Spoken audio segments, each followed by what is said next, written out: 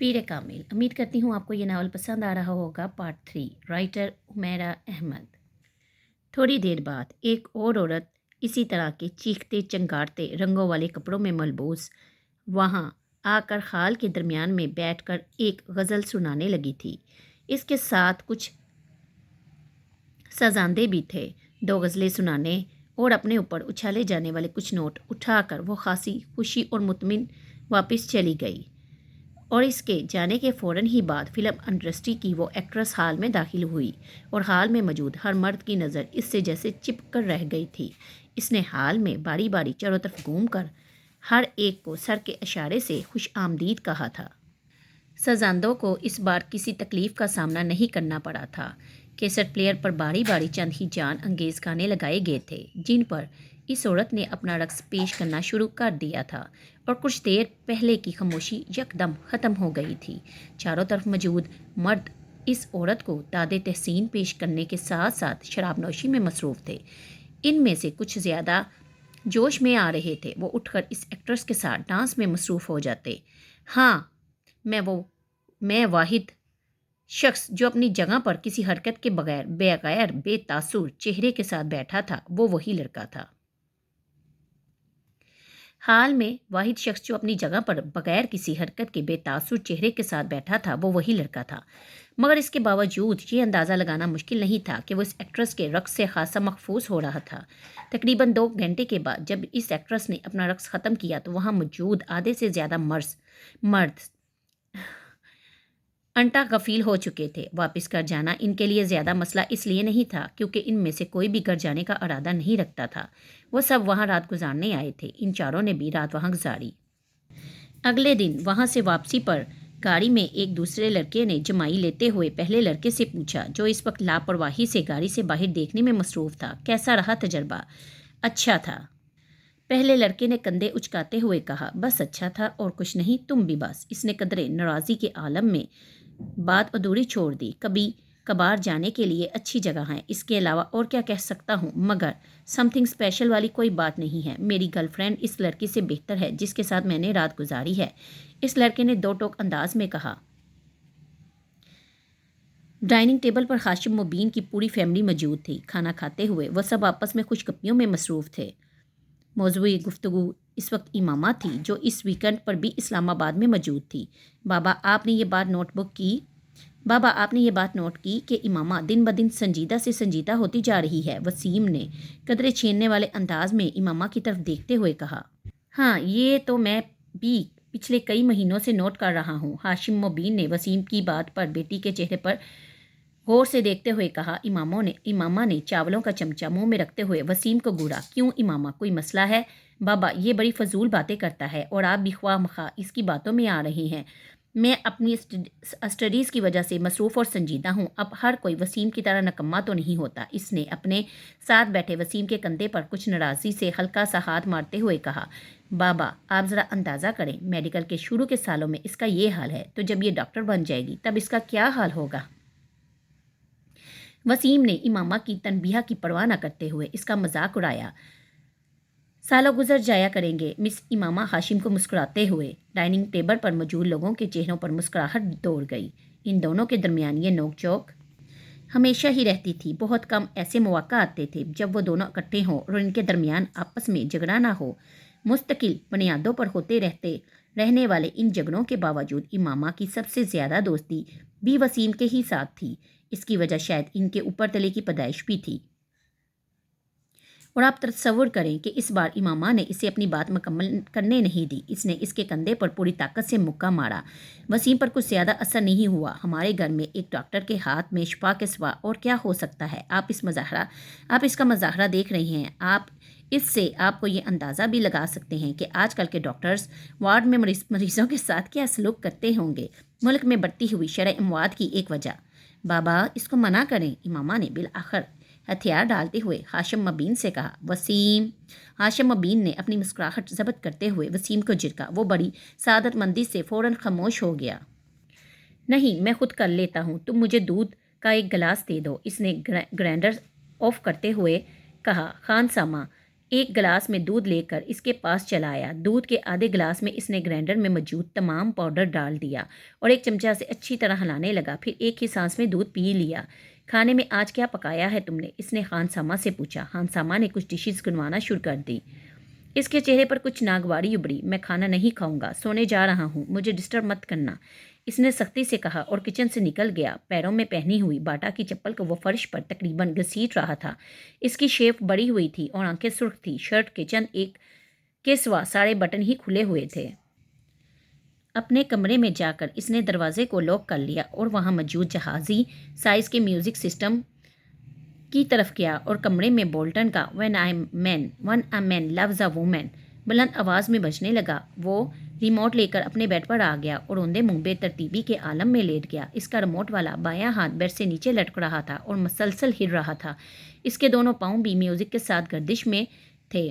کمرے میں بیڈ اور اس کے اپنے حلیے کے علاوہ ہر چیز اپنی جگہ پر تھی۔ کہیں پر بھی کچھ بے ترتیبی نہیں تھی، کہیں پر گرد کا ایک سرا تک نظر نہیں آ رہا تھا۔ میوزک سسٹم کے پاس موجود دیواری شیلف میں تمام آڈیو اور ویڈیو کیسٹ بڑے اچھے طریقے سے لگی ہوئی تھی۔ ایک دوسری دیوار میں موجود ریکس پر کتابوں کی ایک بڑی تعداد موجود تھی۔ کونے میں پڑی ہوئی کمپیوٹر ٹیبل سے عیاں تھا کہ اسے استعمال کرنے والا بہت آرگنائزڈ ہے۔ کمرے کی مختلف دیواروں پر ہالی ووڈ کی ایکٹریسز اور وہاں کے بینڈز کے پوسٹر لگے ہوئے تھے۔ باتھ روم کے دروازے اور کمرے کی کھڑکیوں کے شیشے کو پلے بوائے میگزین سے کاٹی گئی کچھ ماڈلز کی نیوڈ تصویروں سے سجایا گیا تھا۔ کمرے میں پہلی بار داخل ہونے والا دروازہ کھولتے ہی بری طرح چونکتا، کیونکہ بالکل سامنے کھڑکیوں کے شیشے پر موجود وہ تصویریں چند لمحوں کے لیے دیکھنے والوں کی تصویریں نہیں بلکہ اصل لڑکیاں نظر آتی تھیں۔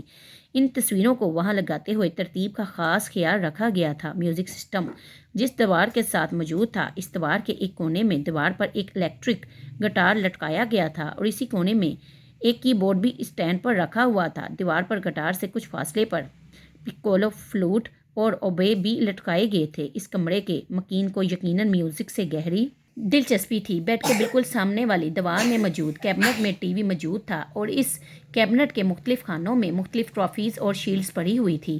کمرے کا چوتھا کونا بھی خالی نہیں تھا۔ وہاں دیوار پر مختلف ریکٹس لٹکے ہوئے تھے۔ ان میں سے ایک ٹینس کا تھا اور دو اسکواش کے۔ ان ریکٹس کو دیوار پر لٹکانے سے پہلے نیچے پوسٹرز لگائے گئے تھے اور پھر ریکٹس اس طرح لٹکائے گئے تھے کہ یوں لگتا تھا وہ ریکٹس ان کھلاڑیوں نے پکڑے ہوئے ہوں۔ ٹینس کے ریکٹ کے نیچے گبریلا سبائٹنی کا پوسٹر تھا، جبکہ اسکواش کے ایک ریکٹ کے نیچے جہانگیر خان کا پوسٹر تھا، جبکہ دوسرے ریکٹ کے نیچے روڈونی مارٹن کا۔ کمرے میں واحد جگہ بے ترتیبی تھی وہ ڈبل بیڈ تھا جس پر وہ لیٹا ہوا تھا۔ سلک کی بیڈ شیٹ بری طرح سرور زدہ تھی اور اس پر ادھر ادھر چند پورنوگرافی کے غیر ملکی میگزین پڑے ہوئے تھے جن میں پلے بوائے نمایاں تھا۔ بیڈ پر ایک پیپر کٹر اور کاغذ کی کچھ چھوٹی چھوٹی قطریں بھی پڑی ہوئی تھی۔ یقیناً کچھ دیر پہلے وہ ان میگزین سے تصویریں کاٹ رہا تھا۔ چیونگمز کے کچھ ریپرز بھی تڑے مڑے بیڈ پر ہی پڑے ہوئے تھے۔ ڈن ہل کا ایک پیکٹ اور لیٹرز بھی ایش ٹرے کے ساتھ بیڈ ہی پر پڑا ہوا تھا، جبکہ سلک کی سفید چمکدار بیڈ شیٹ پر کئی جگہ ایسے نشان تھے جیسے وہاں پر سگریٹ کی راکھ بھی تھی۔ کافی کا ایک خالی مگ بھی پڑا ہوا تھا اور اس کے پاس ایک ٹائی اور ریسٹ واچ بھی تھی۔ ان سب چیزوں سے کچھ فاصلے پر سہانے ایک موبائل پڑا ہوا تھا جس پر یکدم کوئی کال آنے لگی تھی۔ بیڈ پر اوندے منہ لیٹا ہوا وہ نوجوان اب شدید نیند کے عالم میں تھا، کیونکہ موبائل کی بپ پر اس نے سر اٹھائے بغیر اپنا دایاں ہاتھ بیڈ پر ادھر ادھر پھیرتے ہوئے جیسے موبائل تلاش کرنے کی کوشش کی، مگر موبائل اس کے ہاتھ کی رسائی سے بہت دور تھا۔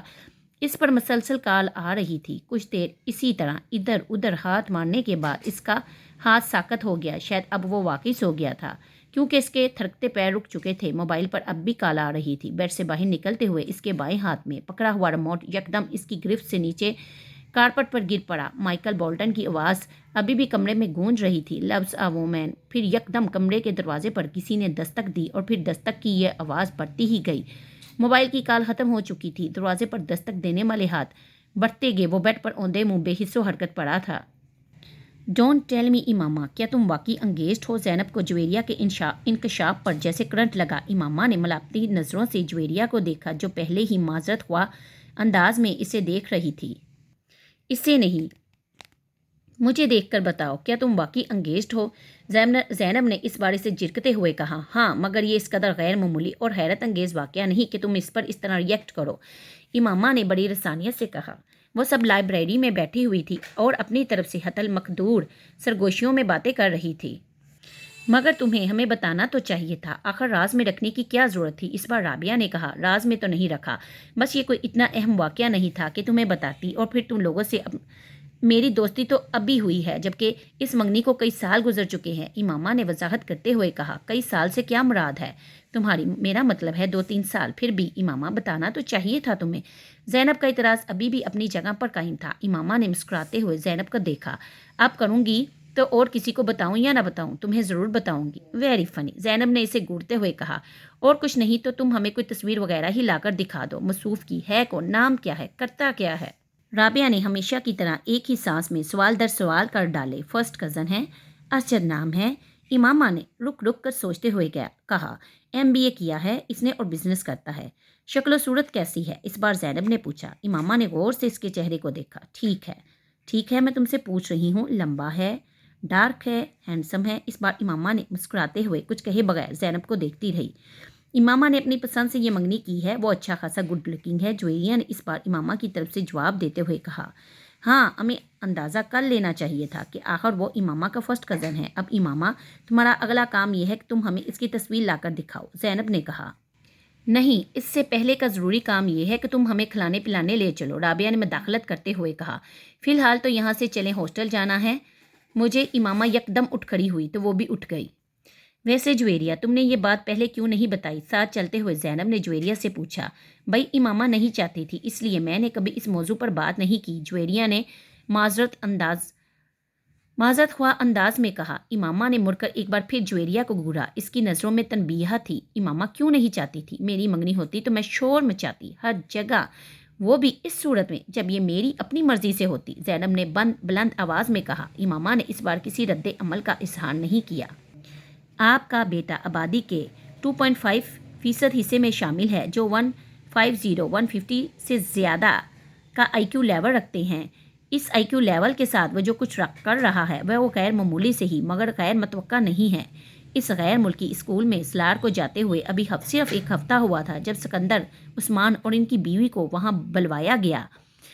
स्कूल के साइकोलॉजिस्ट ने इन्हें सिकंदर के मुख्तलिफ IQ टेस्ट के बारे में बताया था, जिसमें इसकी परफॉर्मेंस ने इसके टीचर्स और साइकोलॉजिस्ट को हैरान कर दिया था। स्कूल में वो 150 IQ लेवल वाला वाहिद और पहला बच्चा था और चंद ही दिनों में वो वहाँ सबकी तवज्जो का मरकज़ बन गया था।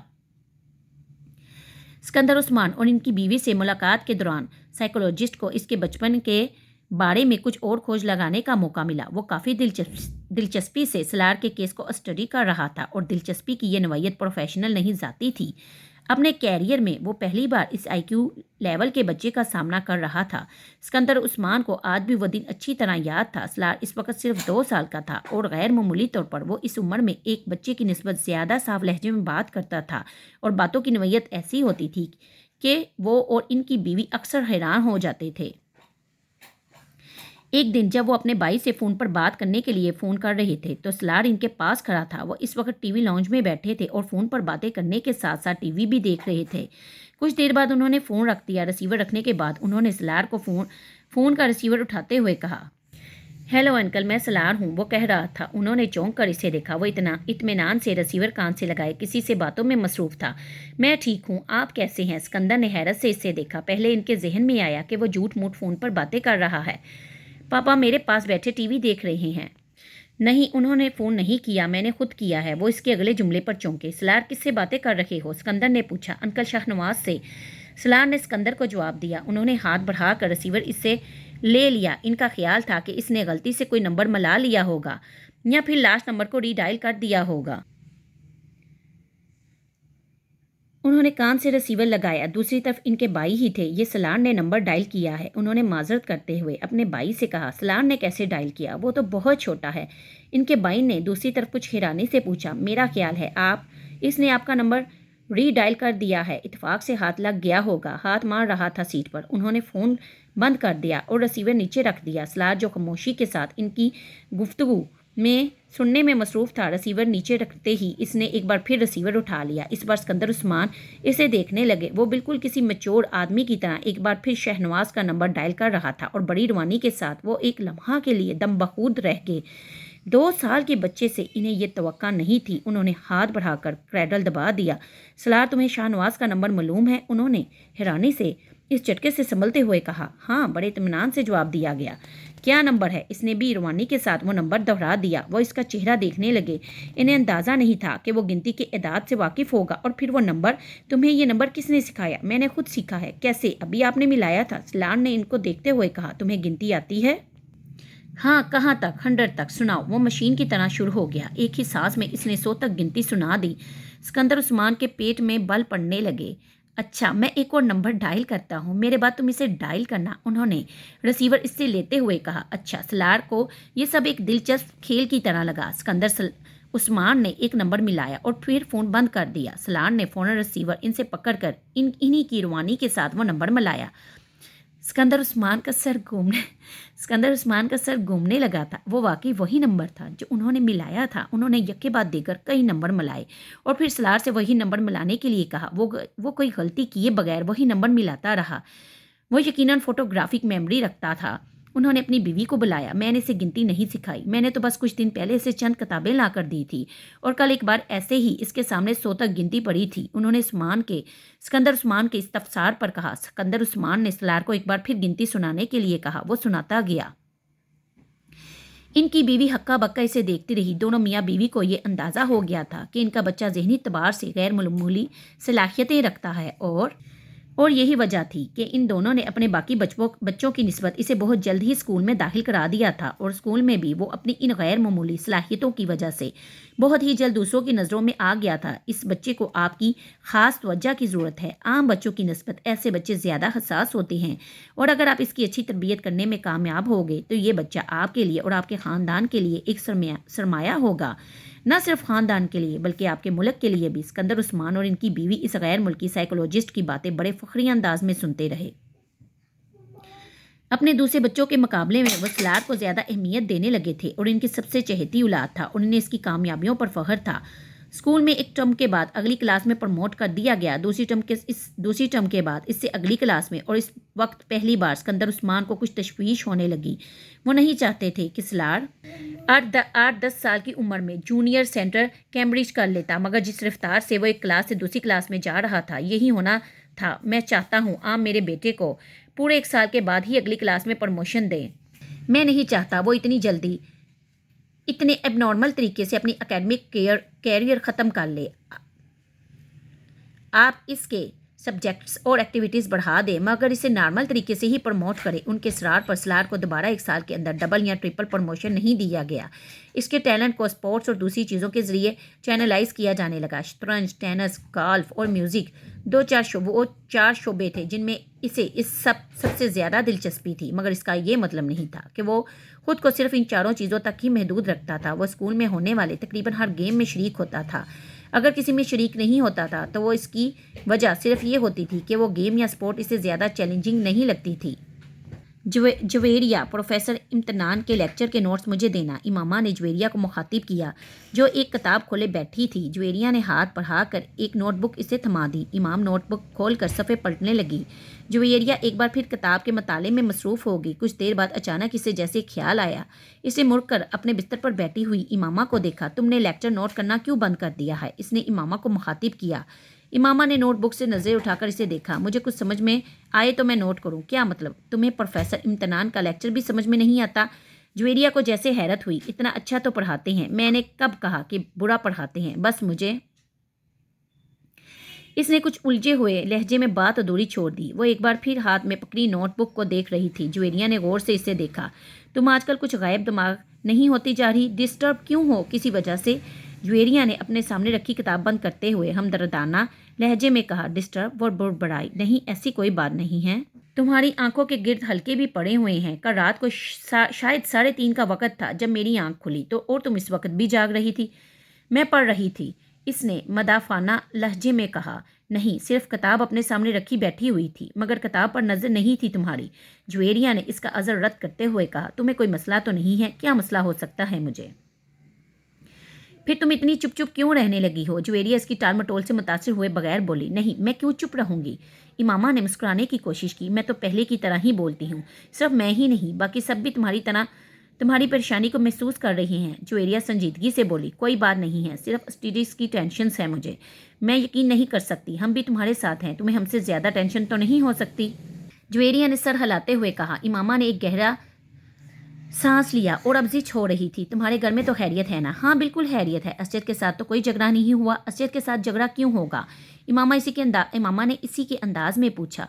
फिर भी इख्तलाफात तो एक बहुत ही। जुवेरिया की बात इसने दरमियान में ही काट दी। जब कह रही हूँ कि कोई मसला नहीं है तो तुम्हें यकीन क्यों नहीं आ रहा? इतने सालों से कौन सी बात है जो मैंने तुमसे शेयर नहीं की या जो तुम्हें पता नहीं है? फिर तुम मुझे इस तरह मुझे मुजरिम समझकर तफ्तीश क्यों कर रही हो?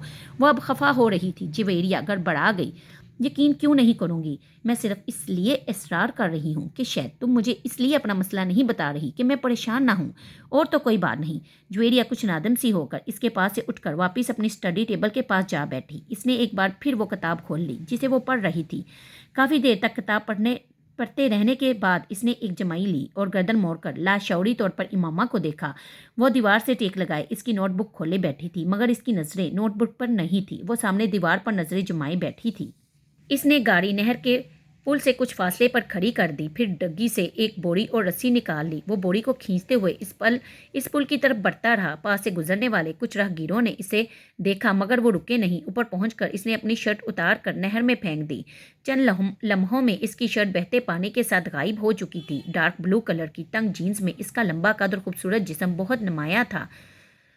इस वक्त इस शख्स की आंखों में कोई ऐसा तासुर था जिसे पढ़ना दूसरे किसी भी शख्स के लिए नामुमकिन था। इसकी उम्र 19-20 साल की होगी, मगर इसके कदो कामत और हुलिये ने इसकी उम्र को जैसे बढ़ा दिया था। इसने रस्सी पुल से नीचे नहर में लटकानी शुरू कर दी, और जब रस्सी का सिरा पानी में गायब हो गया तो इसने रस्सी का दूसरा सिरा बोरी के मुंह पर लपेट कर सख्ती से घेरे लगानी शुरू कर दी। और इस वक्त तक लगातार लगाता रहा जब तक इस क्वाइल नहीं ख़त्म नहीं हो गया। और इस वक्त तक लगाता रहा जब तक कॉइल ख़त्म नहीं हो गया। फिर पानी में पड़ा सिरा वापस खींचकर इसने अंदाजे से 3 फुट के करीब रस्सी छोड़ दी, और अपने दोनों पैर साथ जोड़ते हुए इसने अपने पैरों के गिर्द रस्सी को बहुत मजबूती के साथ 2-3 बल दिए और गिरा लगा दी। अब इस 3 फुट के टुकड़े के सिरे पर बड़ी महारत के साथ इसने 2 फंदे बनाए। फिर उचक कर पुल की मंडेर पर बैठ गया। अपना दायां हाथ कमर के पीछे ले जाते हुए इसने बाएं हाथ के साथ पहले फंदे में से दायां हाथ गुजारा, और फिर बाएं हाथ के साथ इसने वो फंदा खींचकर कस दिया। इसके बाद इसने कमर के पीछे दाएं हाथ के साथ दूसरे फंदे में से बायां हाथ गुजारा और दाएं हाथ से इसे कस दिया। इसके चेहरे पर इत्मीनान बड़ी मुस्कुराहट नमूदार हुई। एक गहरा सांस लेते हुए इसने पुश्त के बल खुद को पुल की मंडेर से नीचे गिरा दिया। एक झटके के साथ इसका सर पानी से टकराया और कमर तक का हिस्सा पानी में डूब गया, और फिर रस्सी खत्म होगी। अब वो इसी तरह लटका हुआ था कि इसके बाजू पुश्त पर बंधे हुए थे और कमर तक का दर पानी के अंदर था। बोरी में मौजूद वजन यकीनन इसके वजन से ज्यादा था। यही वजह थी कि बोरी इसके साथ नीचे नहीं आई और वो इसी तरह लटक गया। इसने अपना सांस रोका हुआ था। पानी के अंदर अपना सर जाते इसने आंखें खुली रखने की कोशिश की, मगर नाकाम रहा। पानी गदला था और इसमें मौजूद मिट्टी इसकी आंखों में चुभने लगी। इसने आंखें बंद कर ली। इसके फेफड़े अब जैसे फटने लगे थे। इसने यकदम सांस लेने की कोशिश की और पानी मुंह और नाक से इसके जिस्म के अंदर दाखिल होने लगा, और वो अब बुरी तरह फड़फड़ा रहा था। मगर ना वो अपने बाजुओं को इस्तेमाल करके खुद को सतह पर ला सकता था और ना ही अपने जिस्म को उठा सकता था। इसके जिस्म की फड़फड़ाहट आहिस्ता आहिस्ता दम तोड़ रही थी। चंद लोगों ने इसे पुल से नीचे गिरते देखा और चीखते हुए इसकी तरफ भागे। रस्सी अब तक हिल रही थी। इन लोगों की समझ में नहीं आ रहा था कि वो क्या करें। पानी के नीचे होने वाली हरकत अब दम तोड़ गई थी। अब इसकी टांगें अब बिल्कुल बेजान नजर आ रही थी। पुल पर खड़े लोग खौफ के आलम में इस बेजान वजूद को देख रहे थे। पुल पर मौजूद हजूम बढ़ रहा था। नीचे पानी में मौजूद वजूद अभी भी साकित था। सिर्फ पानी से हरकत दे रहा था, किसी पंडोलम की तरह, आगे पीछे आगे पीछे आगे पीछे। इमामा जल्दी से तैयार हो जाओ, राबिया ने अपनी अलमारी से अपना एक सूट निकालकर बट पर फेंकते हुए कहा। इमामा ने कदरे हैरानी से इसे देखा। किस लिए तैयार हो जाऊं? भाई शॉपिंग के लिए जा रही हैं, साथ चलो। राबिया ने इसी तेज रफ्तारी के साथ स्त्री का पलक निकालते हुए कहा। नहीं, मुझे कहीं नहीं जाना। इसने एक बार फिर अपनी आंखों पर बाजू रखते हुए कहा। वो अपने बिस्तर पर लेटी हुई थी। क्या मतलब है? मुझे कहीं नहीं जाना। तुमसे पूछ कौन रहा है, तुम्हें बता रही हैं, राबिया ने इसी लहजे में कहा। और मैंने बता दिया है, मैं कहीं नहीं जा रही, इसने आंखों से बाजू हटाते हुए कहा। ज़ैनब भी चल रही है हमारे साथ, पूरा ग्रुप जा रहा है। फिल्म भी देखेंगे वापसी पर, राबिया ने पूरा प्रोग्राम बनाते हुए कहा। इमामा ने एक लफ्ज़ के एक लहजा के लिए अपनी आंखों से बाजू हटाकर इसे देखा। ज़ैनब भी जा रही है? हाँ, ज़ैनब को हम रास्ते से पिक करेंगे। इमामा किसी गहरी सोच में डूब गई। तुम बहुत डल होती जा रही हो इमामा, राबिया ने कदरे नाराज़गी से तबसरा किया। हमारे साथ कहीं आना जाना ही छोड़ दिया है तुमने। आखिर क्या होता जा रहा है तुम्हें? कुछ नहीं, बस मैं आज कुछ थकी हुई हूँ, इसलिए सोना चाह रही हूँ, इमामा ने बाजू हटाकर इसे देखते हुए कहा। थोड़ी देर बाद ज्वेरिया भी अंदर आ गई और वो भी इसे अपने साथ चलने के लिए मजबूर करती रही, मगर इमामा की ज़बान पर एक ही रट थी, नहीं मुझे सोना है, मैं बहुत थक गई हूँ। वो मजबूरन इसे बुरा भला कहते हुए वहां से चली गई। रास्ते से उन्होंने ज़ैनब को इसके घर से पिक किया और ज़ैनब को पिक करते हुए ज्वेरिया को याद आया कि इसके बैग के अंदर इसका वॉलेट नहीं है और वो इसे हॉस्टल में ही छोड़ आई हैं। वापस हॉस्टल चलते हैं, वहाँ से वॉलेट लेकर फिर बाजार चलेंगे। ज्वेरिया के कहने पर वो लोग दोबारा हॉस्टल चली आई, मगर वहाँ आकर इन्हें खरानी का सामना करना पड़ा क्योंकि कमरे के दरवाजे पर ताला लगा हुआ था। ये इमामा कहाँ हैं? राबिया ने हैरानी से कहा। पता नहीं, कमरा लॉक करके इस तरह कहाँ जा सकती है? वो तो कह रही थी कि इसे सोना है, ज्वेरिया ने कहा। हॉस्टल में तो किसी के रूम में नहीं चली गई, राबिया ने ख्याल जाहिर करते हुए कहा। वो दोनों अगले कई मिनट इन वाकिफ लड़कियों के कमरों में जाती रही जिनसे इनकी हेलो हाई थी, मगर इमामा का कहीं पता नहीं था।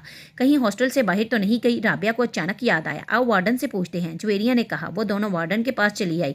हाँ, इमामा अभी कुछ देर पहले गई है, वार्डन ने इनकी इंक्वायरी पर बताया। ज्वेरिया और राबिया एक दूसरे का मुंह देखने लगी। वो कह रही थी शाम को आएगी, वार्डन ने इन्हें मजीद बताया। वो दोनों वार्डन के कमरे से निकल गई। ये कहाँ गई है? हमारे साथ तो जाने से इनकार कर दिया था कि इससे सोना है, वो थकी हुई है और इसकी तबीयत खराब है और अब इस तरह गायब हो गई है, राबिया ने उलझे हुए अंदाज में कहा। रात को वो कदरे लेट वापस आई और जिस वक्त वो वापस आई इमामा कमरे में मौजूद थी। इसने मुस्कुराते हुए इन दोनों का इस्तकबाल किया। लगता है खासी शॉपिंग हुई है आज, इसने इन दोनों के हाथों में पकड़े हुए शापर्स को देखते हुए कहा। इन दोनों ने इसकी बात के जवाब में कुछ नहीं कहा, बस शापर्स रखकर इसे देखने लगी। तुम कहाँ गई हुई थी? ज्वेरिया ने इससे पूछा। इमामा को जैसे एक झटका लगा। मैं अपना वॉलेट लेने वापस आई थी तो तुम यहाँ नहीं थी, कमरा लॉक्ड था, ज्वेरिया ने इसी अंदाज में कहा। मैं तुम लोगों के पीछे गई थी, क्या मतलब? ज्वेरिया ने कुछ ना समझने वाले अंदाज में कहा। तुम्हारे निकलने के बाद मेरा इरादा बदल गया था, मैं यहाँ से ज़ैनब की तरफ गई क्योंकि तुम लोगों को इसे पिक करना था, मगर इसके चौकीदार ने बताया कि तुम लोग पहले ही वहाँ से निकल गए हो। फिर मैं वहाँ से वापस आ गई, बस रास्ते में कुछ किताबें ली थी मैंने। इमामा ने कहा। देखा, तुमसे पहले कहा था कि हमारे साथ चलो, मगर इस वक्त तुमने फ़ौरन इनकार कर दिया, बाद में बेवकूफ़ों की तरह पीछे चल पड़ी। हम लोग तो मशकूक हो गए थे तुम्हारे बारे में, राबिया ने कुछ इत्मीनान से एक शापर खोलते हुए कहा। इमामा ने कोई जवाब नहीं दिया, वो सिर्फ मुस्कुराते हुए इन दोनों को देखती रही। वो दोनों अब अपने शापर्स खोलते हुए खरीदी हुई चीज़ें इसे दिखा रही थी। तुम्हारा नाम क्या है? पता नहीं। माँ बाप ने क्या रखा था? ये माँ बाप से पूछिए। वो खामोशी। लोग किस नाम से पुकारते हैं तुम्हें, लड़के या लड़कियाँ? लड़के बहुत सारे नाम लेते हैं, ज़्यादातर कौन सा नाम पुकारते हैं? Daredevil. खामोशी। और लड़कियां वो भी बहुत से नाम लेती हैं, ज़्यादातर किस नाम से पुकारती हैं ये मैं नहीं बता सकता, इट इज़ टू पर्सनल, ये बिल्कुल ज़ाती है। वो गहरी तवील सांस, फिर खामोशी। मैं आपको एक मशवरा दूं, क्या आप मेरे बारे में वो जानने की कोशिश क्यों नहीं करते जो ना आप पहले जानते हैं ना मैं? आपके दाएं तरफ टेबल पर जो सफ़ेद फाइल पड़ी है इसमें मेरे सारे पार्टिकुलर्स मौजूद हैं। फिर आप वक्त ज़ाया क्यों कर रहे हैं? साइकोनालिस्ट ने अपने पास मौजूद टेबल लैंप की रोशनी में सामने काउच पर दराज इस नौजवान को देखा जो अपने पैर मुसलसल हिला रहा था। इसके चेहरे पर गहरा इत्मीनान था और यूं लग रहा था जैसे वो साइकोलॉजिस्ट के साथ होने वाली सारी गुफ्तगू को बेकार समझ रहा था। कमरे में मौजूद ठंडक, खामोशी और नईम तरीकी इसके साहब को बिल्कुल मुतासिर नहीं किया था। बात करते करते वक्तन फ़वक्तन कमरे में चारों तरफ नजरें दौड़ा रहा था। साइकोलॉजिस्ट के लिए सामने लेटा हुआ नौजवान एक अजीब केस था। वो फोटोग्राफिक मेमोरी का मालिक था। इसका IQ लेवल 150 की रेंज में था। वो through out standing academic record रखता था। वो गल्फ में प्रेसिडेंट्स गोल्ड मेडल 3 बार जीत चुका था और वो तीसरी बार खुदकशी की नाकाम कोशिश करने के बाद इसके पास आया था। इसके वालिदैन ही इसे इसके पास लेकर आए थे। वो बेहद परेशान थे। वो मुल्क के चंद बहुत अच्छे ख़ानदानों में से وہ ملک کے چند بہت اچھے خاندانوں میں سے ایک سے تعلق رکھتا تھا، ایسے خاندان جس کے پاس پیسے کی بھرمار تھی۔ 4 بھائیوں اور ایک بہن کے بعد وہ چوتھے نمبر پر تھا۔ 2 بھائی اور ایک بہن اس سے بڑے تھے۔ اپنی ذہانت اور قابلیت کی وجہ سے وہ اپنے والدین کا بہت زیادہ چہیتا تھا۔ اس کے باوجود پچھلے 3 سال میں اس نے 3 بار خودکشی کی کوشش کی۔ پہلی دفعہ اس نے سڑک پر بائک چلاتے ہوئے 1 وے کی خلاف ورزی کی اور بائک سے ہاتھ اٹھا لیے۔ اس کے پیچھے آنے والے ٹریفک کانسٹیبل نے ایسا کرتے ہوئے اسے دیکھا۔ خوش قسمتی سے گاڑی سے ٹکرانے کے بعد وہ ہوا میں اچھل کر ایک دوسری گاڑی کی چھت پر گرا اور پھر زمین پر گرا۔ اس کی کچھ ربس، ایک بازو اور ایک ٹانگ میں فریکچرز ہوئے۔ تب اس کے والدین کانسٹیبل کے اصرار کے باوجود اسے ایک حادثہ ہی سمجھے، کیونکہ اس نے اپنے ماں باپ سے یہی کہا تھا کہ وہ غلطی سے 1 وے سے ہٹ گیا تھا۔ دوسری بار پورے 1 سال کے بعد اس نے لاہور میں خود کو باندھ کر پانی میں ڈبونے کی کوشش کی۔ ایک بار پھر اسے بچا لیا گیا۔ پل پر کھڑے لوگوں نے اسے رسی سمیت باہر کھینچ کر نکالا، جس کے ساتھ باندھ کر اس نے خود کو نیچے گرایا تھا۔ اس بار اس بات کی گواہی دینے والوں کی تعداد زیادہ تھی کہ اس نے خود اپنے آپ کو پانی میں گرایا تھا، مگر اس کے ماں باپ کو ایک بار پھر یقین نہیں آیا۔ سلار کا بیان یہ تھا کہ کچھ لڑکوں نے اس کی گاڑی کو پل کے پاس روکا اور پھر اسے باندھ کر پانی میں پھینک دیا۔ جس طرح وہ بندھا ہوا تھا، اس سے یوں ہی لگتا تھا اسے واقعی ہی باندھ کر گرایا گیا تھا۔ پولیس اگلے کئی ہفتے اس کے بتائے گئے حلیے کے لڑکوں کو پورے شہر میں تلاش کرتی رہی۔ سکندر عثمان نے خاص طور پر ایک گارڈ اس کے ساتھ تعینات کر دیا جو 24 گھنٹے اس کے ساتھ رہتا تھا، مگر تیسری بار وہ اپنے ماں باپ کی آنکھوں میں دھول نہیں جھونک سکا۔ خواب آور گولیوں کی ایک بڑی تعداد کو پیس کر اس نے کھا لیا تھا۔ گولیوں کی تعداد اتنی زیادہ تھی کہ معدہ واش کرنے کے باوجود اگلے کئی دن وہ بیمار رہا تھا۔ اس بار کسی کو بھی غلط فہمی نہیں ہوئی تھی۔ اس نے خان سامہ کے سامنے ان گولیوں کے پاؤڈر کو دودھ میں ڈال کر پیا تھا۔ سکندر عثمان اور طیبہ سکندر شاکڈ رہ گئے تھے۔ پچھلے دونوں واقعات بھی انہیں پوری طرح یاد آ گئے تھے اور وہ پچھتانے لگے تھے کہ انہوں نے پہلے اس کی بات پر اعتبار کیوں کیا۔ پورا گھر اس کی وجہ سے پریشان ہو گیا تھا۔ اس کے بارے میں اسکول، کالونی اور خاندان ہر جگہ خبریں پھیل رہی تھی اور اس بار اس بات سے انکار نہیں کر سکا کہ اس نے خودکشی کی کوشش کی تھی، مگر وہ یہ بتانے پر تیار نہیں تھا کہ اس نے ایسا کیوں کیا تھا۔ بھائی بہن، ماں باپ، اس نے کسی کے سوال کا بھی جواب نہیں دیا تھا۔ سکندر اے لیولز کے بعد اس کے بڑے 2 بھائیوں کی طرح اسے بیرون ملک تعلیم حاصل کرنے کے لیے بھجوانا چاہتے تھے۔ وہ جانتے تھے اسے کہیں بھی نہ صرف آسانی سے ایڈمیشن مل جائے گا بلکہ اسکالرشپ بھی، لیکن ان کے سارے پلانز جیسے بک کر کے اڑ گئے تھے اور اب وہ اسے سائیکلونلسٹ کے سامنے موجود تھے جس کے پاس سکندر عثمان نے اسے اپنے ایک دوست کے مشورہ پر بھجوایا تھا۔ ٹھیک ہے سلار، بالکل ٹو دا پوائنٹ بات کرتے ہیں۔ مرنا کیوں چاہتے ہو تم؟ سلار نے کندھے اچکائے۔ آپ سے کس نے کہا کہ میں مرنا چاہتا ہوں؟ خودکشی کی 3 کوششیں کر چکے ہو تم۔ کوشش کرنے اور مرنے میں بڑا فرق ہوتا ہے۔ تینوں دفعہ تم اتفاقاً بچے ہو، ورنہ تم نے خود کو مارنے کی کوئی کسر نہیں چھوڑی تھی۔ دیکھیے، جس کو آپ خودکشی کی کوشش کہہ رہے ہیں، میں اسے خودکشی کی کوشش نہیں سمجھتا۔ میں صرف دیکھنا چاہتا تھا کہ موت کی تکلیف کیسی ہوتی ہے۔ وہ اس کا چہرہ دیکھنے لگا جو بڑے سکون سے اس انداز میں انہیں سمجھانے کی کوشش کر رہا تھا۔ موت کی تکلیف تم کیوں محسوس کرنا چاہتے ہو؟ بس ایسے ہی، کیوریوسٹی، تجسس سمجھ لیں۔ سائیکلونلسٹ نے ایک گہرا سانس لے کر اس 150 IQ لیول والے نوجوان کو دیکھا جو اب چھت کو گور رہا تھا۔ تو ایک بار خودکشی کی کوشش سے تمہارا یہ تجسس ختم نہیں ہوا؟ وہ تب میں بے ہوش ہو گیا تھا، اس لیے میں ٹھیک سے کچھ محسوس نہیں کر سکا۔ دوسری بار بھی ایسا ہی ہوا، تیسری بار بھی ایسا ہی ہوا۔ وہ مایوسی سے سر کھلاتے ہوئے بولا، اور اب تم چوتھی بار کوشش کرو گے؟ یقیناً میں محسوس کرنا چاہتا ہوں کہ درد کی انتہا پر جا کر کیسا لگتا ہے۔ کیا مطلب؟ جسے جوائے کی انتہا اسٹیٹس ہوتی ہے